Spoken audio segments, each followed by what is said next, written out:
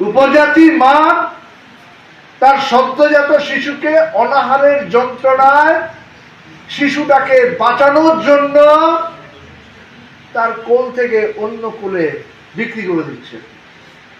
কে বলবে উপজাতি মায়েদের কথা? বজাতি এলাকার মধ্যে যে অবিচার চলছে, দুর্নীতি চলছে, লুটের সাম্রাজ্য বিস্তার হয়েছে, বিভাজনের রাজনীতির বিরুদ্ধে কে বলবে?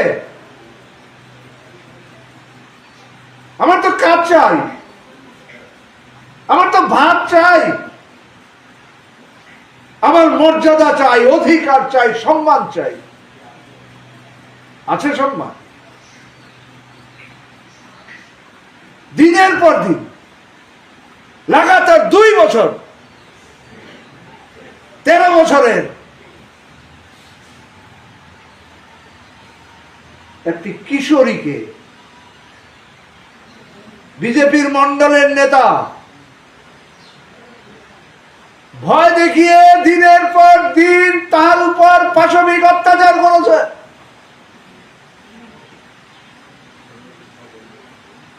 কয়েকদিন আগে প্রকাশ পেয়েছে 13 বছরের মেয়ে, কুমারী মেয়ে মা হতে যাচ্ছে। আপনি নীরব থাকবেন?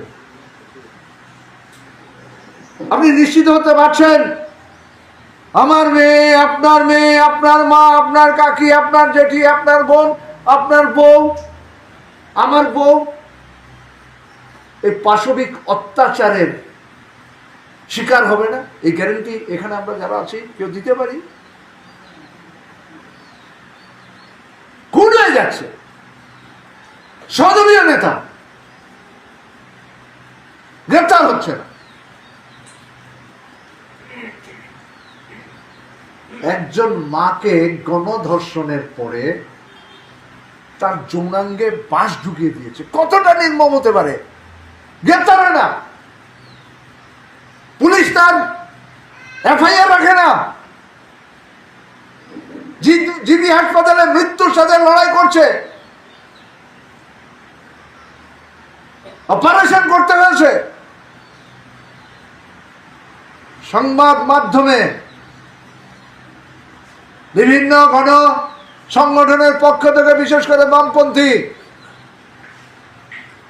এবং সারা ভারত গণতান্ত্রিক নারী সমিতির আন্দোলনের ফসল হিসেবে গ্রেপ্তার করা হলেও 13 জনের বিরুদ্ধে অভিযোগ, গ্রেপ্তার হয়েছে মাত্র 5 জন। আর আমার ওই সজল চক্রবর্তী, আমাদের বিভিন্ন অঞ্চল থেকে আগত সংগ্রামী সহযোদ্ধা কংগ্রেস বন্ধুগণ, সকলকে আমি CI2 ধর্মনগর মহকুমা কমিটির পক্ষ থেকে সংগ্রামী অভিনন্দন এবং লাল সালাম জানাচ্ছি। ইতিমধ্যেই আপনারা জানেন আমাদের বর্তমান দেশের যে পরিস্থিতি তৈরি হয়েছে ব্রিটিশ থেকে আরো ভয়ঙ্কর। ব্রিটিশের যখন আমাদের দেশ পরিচালন করেছিল, যেভাবে মানুষের দুর্দশা ছিল, তার চেয়ে আরো ভয়ঙ্কর এই বর্তমান মোদীর নেতৃত্বে যে বিজেপি সরকার চলছে। আমাদের আন্দোলন ছাড়া বিকল্প রাস্তা নেই। আমাদের যে বিশেষ কয়েকটা দাবি, শুধুমাত্র কৃষক সহ বা ক্ষেত মজুর না, সমস্ত অংশের মানুষের দাবি নিয়েই আমরা যে জেলভর আন্দোলনটা আমরা সংগঠিত করছি। আমরা এটা সরাসরি জেলভর আন্দোলনে যাচ্ছি না। এর আগে আমাদের অনেক ধর্মঘট হয়েছে, আমাদের বিভিন্ন বিক্ষোভ হয়েছে, বিভিন্নভাবে জনসভা হয়েছে, গণঅবস্থান সংগঠিত হয়েছে, সারা দেশে আপনারা দেখেছেন। কিন্তু আমাদের দেশের সরকারের টনক লড়েনি। তারা যা করছেন, যা ইচ্ছা হচ্ছে তাই করছেন, করে যাচ্ছেন। মানুষের আওয়াজ, মানুষের প্রতিবাদ তারাদের কানে নিচ্ছেন না এবং কোনো পাত্তা দিচ্ছে না। তার জন্য আমরা এই জেলভর আন্দোলনটা আমরা বেছে নিয়েছি।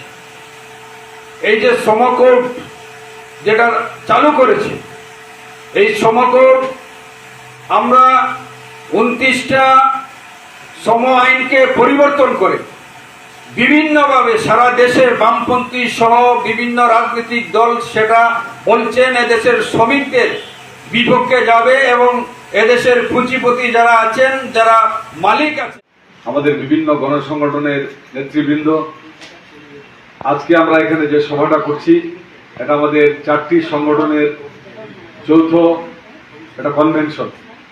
গতকালকে আমাদের এই অফিসে হয়েছে ভারতের গণতান্ত্রিক যুব ফেডারেশনের ধর্মনগর মহকুমা সম্মেলন।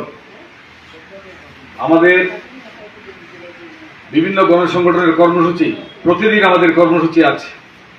সেই কর্মসূচির মধ্যে আমরা 4টি গণসংগঠন সিদ্ধান্ত নিয়েছি, আমরা 4টি গণসংগঠন যৌথভাবে আগামী 10ই আগস্ট জেলবড় আন্দোলনে সামিল হব। আমরা দেখছি এই সরকারের কাছে দাবি করে কিছু আদায় করা যায় না। এই সরকারের যারা পরিচালক আছেন তারা লুট করছেন। এখানে যারা আছেন তারা আমাদের গণসংগঠনগুলির নেতৃত্ব। আপনাদের কাছে বিস্তৃত আলোচনা আমি করতে চাই না, সময় নষ্ট না করে শুধু এইটুকু বলবো, এখানে আমাদের অন্য বক্তারা আছেন তারা আলোচনা করবে। আমি শুধু বলবো এখন একটা সময় এসেছে, গাছের আম পেকে গেছে, এটা নাড়া দিতে হবে। এই নাড়া দেওয়ার কাজটা আমাদের করতে হবে। নাড়া দেওয়ার কাজটা কারা করবে? ছাত্র, যুব, শ্রমিক, কৃষক, সব অংশের মানুষকে রাস্তায় নামতে হবে। রাস্তায় নেমে তাদের আমার মানুষের যে দাবি, এই সরকারের অনিচ্ছুক হাত থেকে দাবি আদায় করার জন্য শক্ত নাড়া না দিতে পারলে দাবি আদায় করা সম্ভব হবে না।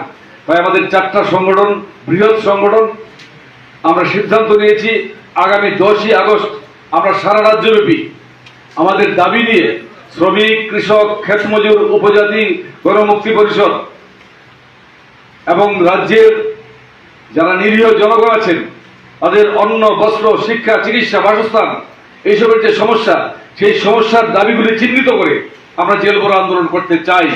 সেই আন্দোলনের জন্য এখানে কমরেড আমাদের